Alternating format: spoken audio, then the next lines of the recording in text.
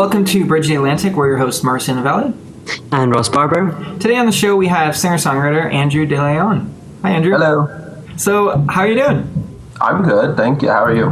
I am good. We went through a little bit of technical issues. Well, it didn't happen until you wanted to interview me, so it might be my fault. This is true. It's never the guest's fault. It's never the guest's fault. Okay. Unless your guest is Andrew DeLeon. So, right off the bat, we'd like to ask 3 things about yourself that everyone should know.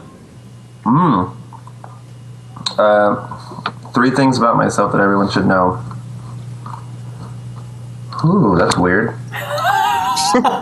Well, a fun fact that a lot of people don't know about me is that my first language was Spanish.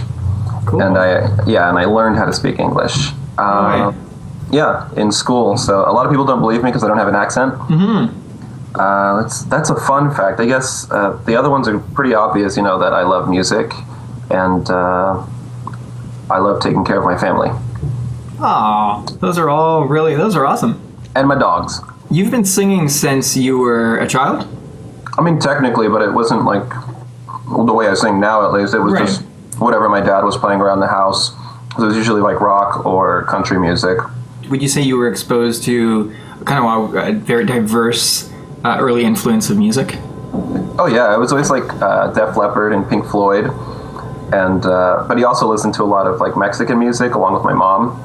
So there was lots of styles, and then I was growing up in the '90s listening to Britney Spears. Right. Yeah, so I was definitely exposed to all that. You're pretty much just someone who sang in your bedroom, hidden talent. No one ever heard you until you decided to go on America's Got Talent. Yeah. 2 years ago. It was 2 years ago. Yeah. Yeah, but what was that like? Well, I wouldn't even say that it was like me hiding my talent, because I didn't call it a talent. I just thought it was something I did for fun. And what eventually it started off as just being fun for myself, and then it became somewhat of a growing passion. And it was like really, really secret, because I thought it, even for myself to think, it was ridiculous in my mind for a guy to sing that way. So, but I almost didn't go to that audition because about a month before they were holding Disney auditions here in Austin. And I don't know what I was thinking. It was for like resorts and all that shit. So I said, whatever, I'll go. And I went, and as soon as we pulled up, I saw the line of kids, and I looked nothing like any of them. Like, they all looked like early Justin Bieber, Hannah Montana shit. And then I looked at myself and I was like, yeah, this isn't going to happen. So I didn't even get out of the car, and I had my mom drive me. And she was like, you're not even going to get out of the car. We drove all this way. And I was like, no, fuck this. And she was like, okay, but anytime there's like another audition or whatever you need to be driven to, I'm not taking you. And I was like, fine. Well, a month later, on TV, I see, the infomercial for America's Got Talent. It says, we're in Austin, and, if you think you have what it takes, come audition. So I was like, I was really thinking about it, and then I just asked her, and she said no, she wasn't going to take me. and then I was like, why? She's like, well, first of all, I don't even know what you're going to do. And second of all, I told you the last time that I'm not taking you to any more auditions because you won't even get out of the car because you're such a chicken shit. And I threw the biggest bitch fit. Like, we got home, and I went, it was like typical angry teenager stuff. I went to my room, slammed the door, and my dad walked in and was like, why are you slamming doors? What's wrong? And I told him, and he was just like, oh, well, I'll take you. And I was like, okay. I go, okay. And that was it. Yes, I won. Yeah, exactly.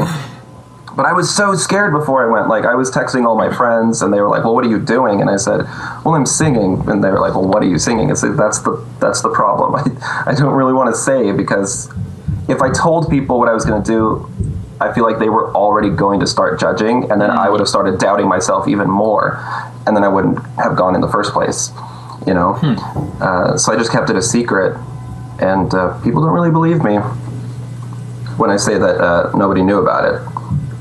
You know what, though? I like that you say that, because I can relate to that. I find that, as an artist, we're very sensitive, to be honest. Yeah. So I often do try to keep what I'm like, say if I'm working on something new and it's very fresh, I do keep that away from people usually because we're easy to doubt ourselves, I think. And I mean, why not just kind of protect yourself from that, keep yourself away from it a little bit to keep yourself in a positive, state so that, like you said, you can do what you're doing without having anyone else's negativity go into your mind and kind of mess with that, initial feeling of I'm just going to go for it. You know what I mean? Right. So that's really cool.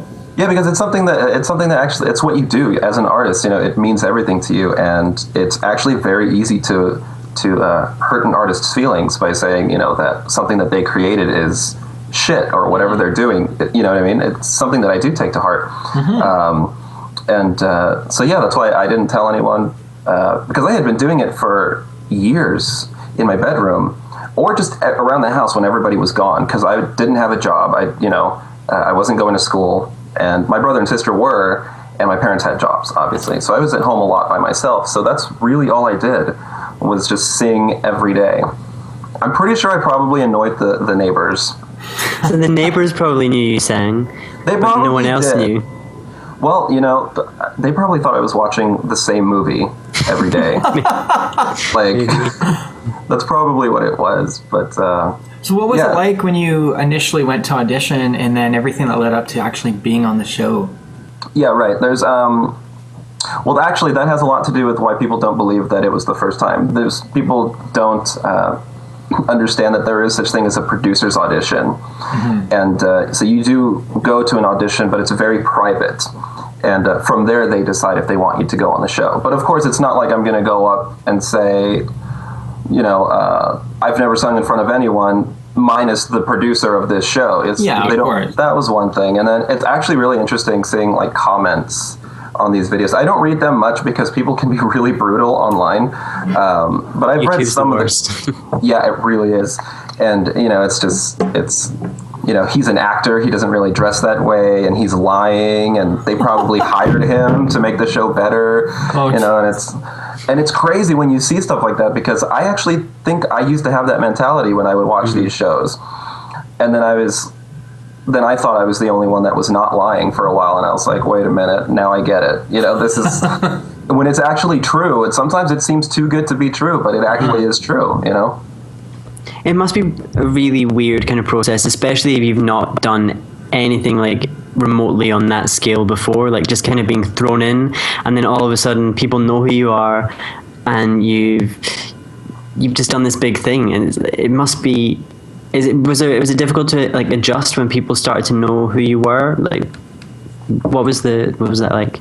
Well, I remember after I auditioned in front of the judges, and they took me backstage and explained everything to me, and then it was all over, and I walked out of the building, and there were several people out there wanting pictures, and that had never happened to me before, and of course I was more than happy to. But, I kind of thought, oh, okay, I can work with this. It wasn't until I got to not Vegas, it was New York, where it became a little bit overwhelming, and I had to question myself if I was ready for it, because I had just performed that night on the Wild Card episode.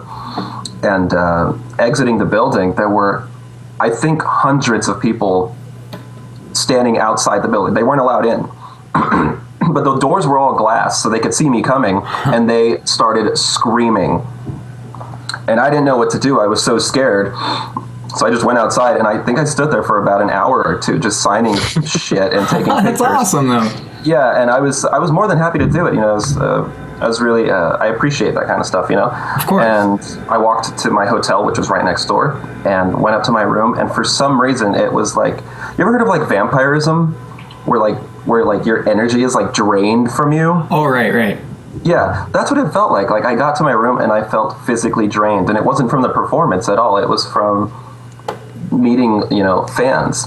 Right. Well, I know people that have had a similar kind of experience, when they've played a gig, and it'll be every night on the tour, they maybe spend 45 minutes or so at the merch table signing stuff and meeting their fans, and afterwards they're just completely drained. It's there's all that adrenaline from playing the show, and that kind of fuels them, and then as soon as it's done, you can see it in their face, they're done, for the whole day, that's it, they're done. You're giving so much of yourself, right? And right. there is a value in that. It's amazing, but you also, I think that just needs to be balanced out with, I guess, me time, just that Right. a little bit of time to just kind of bring yourself to a, like for me, I do yoga, you know what I mean? What did you do to bring yourself to ground yourself? Well, as bad as it probably will sound, when it comes to stuff like that, the last thing I want to do is listen to music because I'm so involved, that, but that time, there was actually a little bit of depression in there also, because I didn't know where I was like, is this going to take off, or is this going to be something that just lasts a little while and then it's gone and no one gives a shit who you are? But if it does take off, is this every day? Is that what it's going to be? And so I think I just went to bed. I just went to bed, and I'm one of those people that likes to fill voids with food. And I eat a lot more than people think I do. So that's pretty much what I did in the morning. The next day I didn't have to do anything. So I just went down to the lobby and bought a whole bunch of junk food and went upstairs, stuffed my face. But that's another thing that was actually, that got to me a bit, was the next day I didn't have to do anything until the night. And it was after that performance, it was like, okay, now that performance is over, it's on to the next one. We have to start planning it, So there's really no time to rest. I just had one day, And it's weird because obviously with the way the shows are edited, as viewers, we probably don't think of it in that way. We don't realize what the schedule's like, and I always hear people, talking about these kind of shows and say, oh, it's like the easy route or whatever, and I don't think it is. I think it's a lot more work than people realize. So you can probably. I'm going to be honest to say I'm someone who thinks that. You know what I mean? I'm on the show right here. I'm going to tell you, I'm someone who thinks it's the easy route, or I've thought that way. I mean, and I mean, I guess the way I'm looking at it is it's just a different route, and there's no really right route. I mean, any way you can get yourself out there, and get some recognition for something that you're doing, it's silly not to. You know what I mean? Right. I mean, I'm not saying it's right for everybody. It's very true, because I've seen the show before, and you think they go audition, and if they make it, it's all done, and then you're famous, and it doesn't work that way. And it's what sucks about it. It's they're herding cattle, in other words. They start with all these talents, and they're all being shot off one by one, until it's down to the favorites. And if you're one of the favorites, you get more attention from the crew. So I was one of those that got way more attention, and I hate attention. So, when it's constantly calling me and telling me, okay, you need to be here for this meeting, and then you need to go here for rehearsals, and then stage direction at this time, and then you get a 30-minute lunch break, and then you got to come back for this and this and this. It's fuck my life, So, but I couldn't complain because, I think I knew what I was getting myself into. But yeah, like you were saying, a lot of people think that it's the easy way. And I guess for some people it kind of is, because, if you're usually, even if you don't win these competitions, you're still offered some type of deal. And it didn't work that way with me. I think after the show was over, I was pretty much disposable, and they didn't really want to use me anymore, or help me sign to something or anything.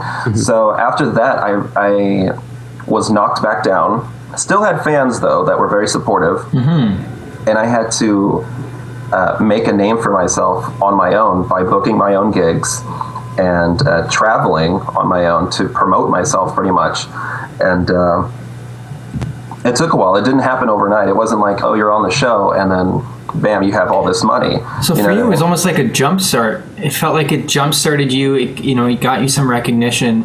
And like you said, they're herd cattle, and then the show's done and you're disposed of. But at the same time, there seems to be people who really got what you were doing that stuck by you. Totally, which really helped give a jump start, which is really cool. Yeah, they're really great.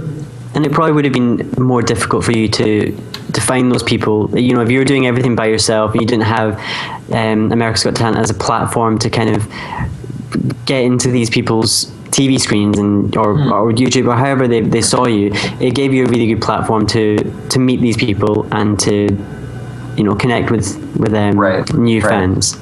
Totally, yeah. and they're really great. And then there's the ones that didn't stick around for the long run, because they were the ones who really got me and said, this taught them a valuable lesson, I suppose, of, don't judge people based on their looks. And, and it doesn't really matter what we all look like. We have the right to be individuals, and it doesn't mean we can't be friends, kind of thing. But then there are the other people that claim to love me and be my fans, but they just wish I would dress differently. And it's interesting. It doesn't sound like much support to me. You know what I mean? They're like, oh, he's so great and he's so talented. If only he got rid of the ridiculous contact lenses. And it's like, I don't even know you. Why am I going to take my shit off for you? Like, thank you. Yes, exactly.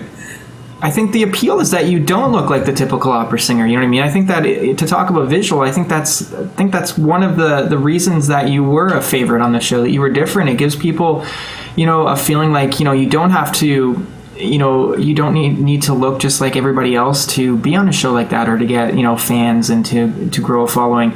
I think that was part of the appeal. So, I mean, I think there's always going to be people that want to change you, especially in the music industry. Yeah, well, I would think that people would be over it by now. And then there was a point where I started getting really angry because I was still working on music and traveling and performing. And for some reason, I thought at that point people would just be over the way I looked and they would just listen to the music, but they weren't. And I started lashing back at people, and they were upset because I pretty much said, if you don't like it, then fuck off, and, then they were all offended and like, you're not supposed to talk like that. You have fans and you're going to upset lots of people. And I was like, no, my fans know how I talk. Trust me, and if again, you don't that's part of the appeal, that you're being yourself. You know what I mean? Yeah. It's like, I'm not going to kiss your ass because I was on America's Got Talent. Like, that they portrayed me, or that's the person I was at the time. I was very shy. I didn't speak my mind, and I just pretty much did whatever anyone told me to do. And now that I've seen the world, or lots of it, and met a lot of people, I've grown through my experience. And I'm not saying I'm a mean person. I'm not. I could be probably one of the nicest people you'll ever meet. But if it's something so ignorant as the way I look is bothering you, then I'm going to tell you to fuck yourself. Like, that's I don't care. Man. No, it just seems like you come to your own. You've learned to be assertive. You know what I mean? And I think it's growing a little bit. And also I think, like you said, dealing with that for so long, people not just focusing on the fact that you look a certain way. You know what I mean? And because you want to, I mean, whatever, and especially if they're saying they like what you do, but they hate the way you look. Yeah, and then they always want to be like, they want to like overanalyze it and say, is he dressing this way to hide his true self? And it's, what I want to ask you though, because I would say out of all the judges that Sharon Osbourne seemed to really get you, and she seemed to be really supportive of you. What's it like off the cameras? Is it just do you really get to see them very much, when the cameras are off, or is it pretty much you're only with the judges and when the cameras are on? I never actually got to meet them, and I've never shaken their hands. The only time that I was close to them was, I was close to Sharon, was when I first auditioned in Austin, and when they pulled me backstage, and then I was still back there after the show was over. And I just saw her walk past me. She was really short, and it caught me off guard. But no, I never got to meet them, so I honestly don't know what it's like when the cameras are off. Although I have seen Nick Cannon when the cameras are off, and he looks tired. He looks really tired. Cool guy, but I think he's over it. Would you say that after you're off the show, that the momentum slowly slowed down? Obviously from the huge crowds. Or was it just a sudden, switch to, the massive amounts of people that were supporting you, to the true fans, I like to call it, the people who really get you? And how was that switch? How was that transition? And how's it been? Well, fresh off the show, I was still riding on the coattails of that fame, you know what I mean? And so when I was traveling, I didn't really know how to cope with it, to be honest. And so what I would do was drink a lot of whiskey. So that's what I would do. Not anymore. Right. But at the time, I was like, I don't know how to deal with this, and so I just said, if I get drunk, and then I'll get dressed and then go do a performance. You know what I mean? Because then I won't care. Now that's not the case, which is good. But some people were still there, and they said, like I was saying, that they can't wait for me to get rid of this look and to go on to something else. And I think that's what they were hoping. I think actually that's what they wanted, was a before and after type of thing. Like, this was what he used to be, but now he has confidence and he will no longer dress this way and he will be better. And I gave my middle finger to that idea, and I was like, why would I want to do that? Like, the whole message was that I was, harassed because of the way I looked. And, this is just the way I look. And I think at some point early last year, was when it was a very quick switch.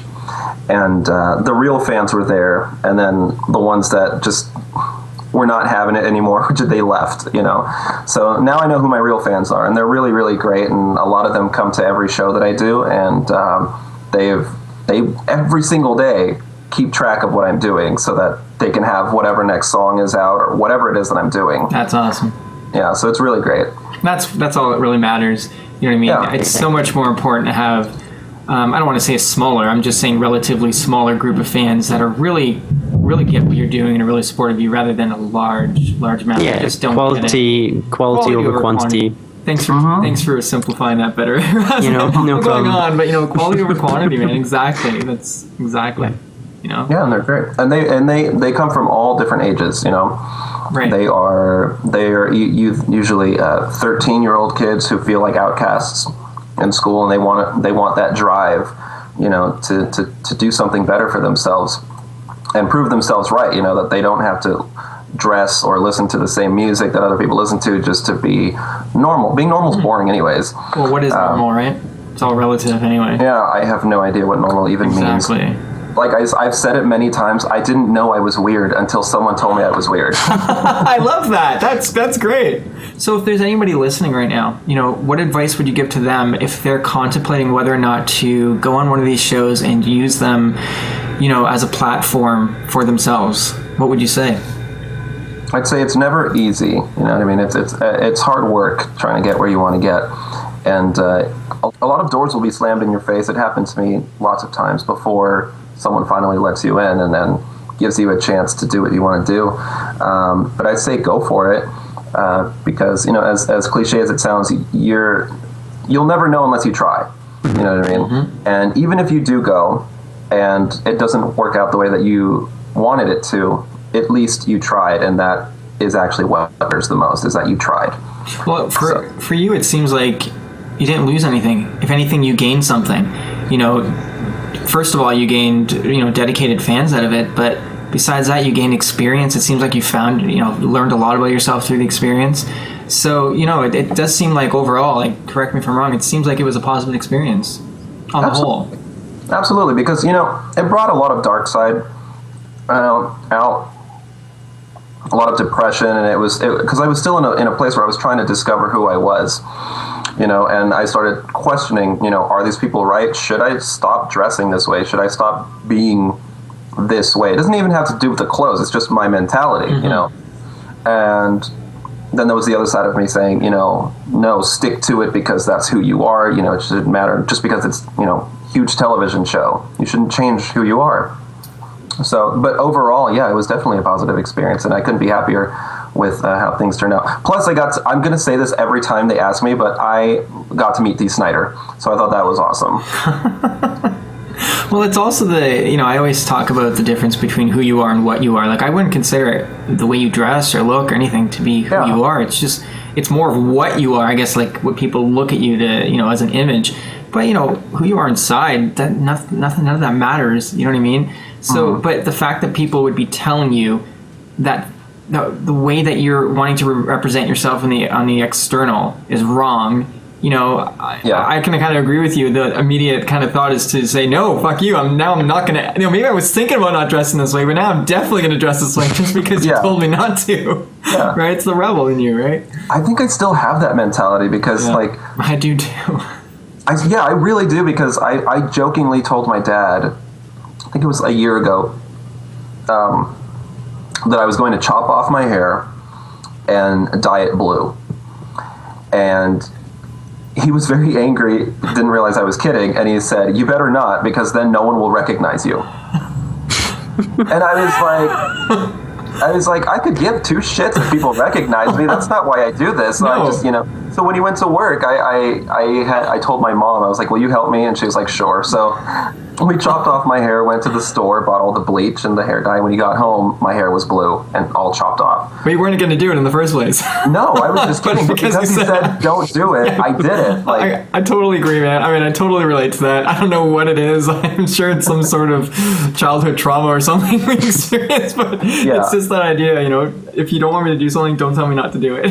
Yeah, I think I've always been that way since a kid. Like, when my mom would say, "Don't watch that movie because it's really violent and, really scary." Of course you're going to watch it. Yeah, I was like, what makes it so scary? Now I'm dying to see it. And then I see it. Have nightmares, of course. So since you've been on America's Got Talent, you've put out some music. You've released your first record. Yeah. And you're currently working on a new album? Dark Tales? Yeah, it's called Dark Tales. Want to tell us a little bit about that? Well, the first one was an independent record, and that one was,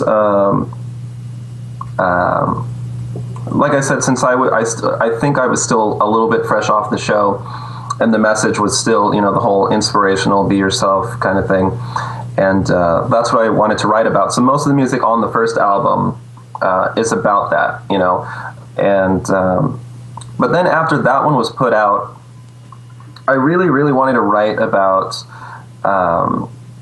my experiences before the show and after, and how I've handled them differently. The same types of situations, but who I've become has made me react in a different way. Mm-hmm. So I started thinking, because I think really theatrically, because I was a theater kid and I'm obsessed with movies. Nice. So I started thinking, how could I tell them in a way that is not super cliche?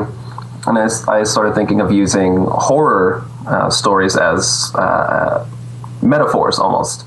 So like I'd sing a song about vampires, but what I really mean is, it's a song about me being emotionally drained. You know what I mean? Things like that. Mm-hmm.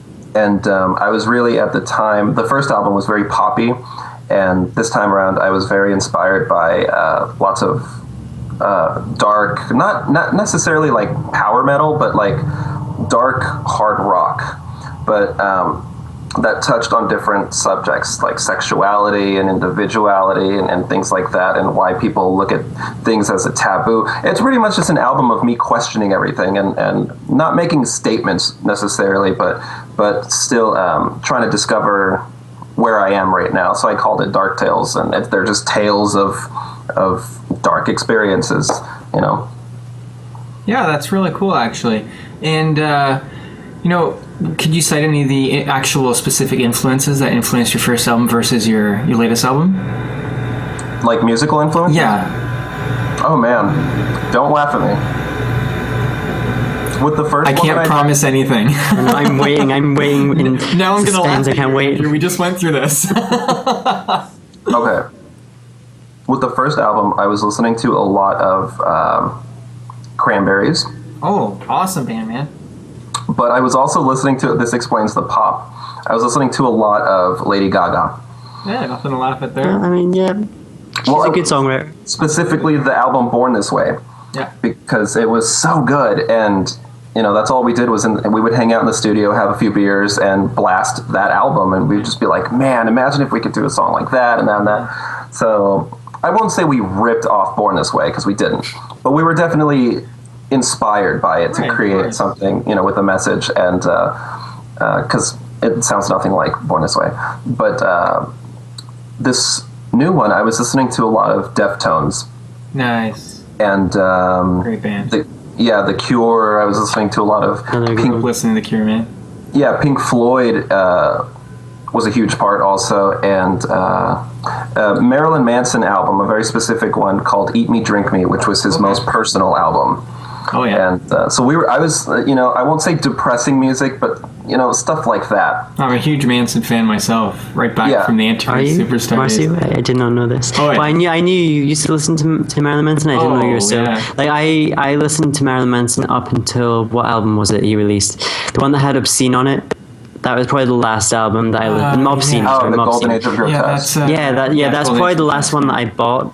I got into him with he had put out an EP, Smells Like Children. Terrible title.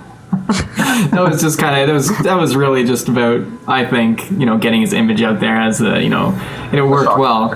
But I think Antichrist Superstar has such a great album. Mechanical Animals, ridiculous. After Eat Me Drink Me, I kind of slowly lost interest. I think the quality of the material just kind of diminished, really. I think him as a person, as an artist, is really interesting. As an overall human being, he's really interesting. But anyway, are you ready for 20 questions? Okay. Yes. We've hit our lightning No round. one's sure how to answer that question. And here we go. Coffee or tea? Tea.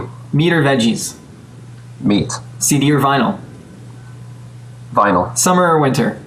Winter. Pizza or potatoes? Pizza. Twitter or Facebook? Twitter. Melody or rhythm? Melody. Opera or metal? Ooh, metal. Indie or major? Indie. Rain or shine? Rain. Sharon or Ozzy Osbourne? Ozzy. Yoga or yogurt? Yogurt. Celine Dion or Marilyn Manson? Marilyn Manson. Cats or rats? Cats. Michael Jackson or Michael Bolton? Michael Bolton. Oh, Yes! we got Another Michael one. Bolton. Twerk or work? Work. Ricky Gervais or Ricky Martin? Ricky Gervais. Whale or Kale? Whale. Bette Midler or the Riddler? Bette Midler. Ross or Marcio? Marcio. In your face, Ross. See you guys. I'm away. Oh, don't be such a baby. Just kidding. We already asked you what influenced your albums, but do you have any music recommendations for our listeners right now? What should they be listening to right now, besides your music? What should they be listening to? I just had a mental queef. I don't know. I'm one of those people. I don't try to listen to anything new. So I'm usually listening to the same thing. I love movie soundtracks. Like Rocky Horror is my favorite. You know what? I have been listening to a lot of Evanescence lately. Nice. And the Kidney Thieves. I don't know if people know who they are. Yep. Static X, Slayer. Do it. Classic. So where can people find you online?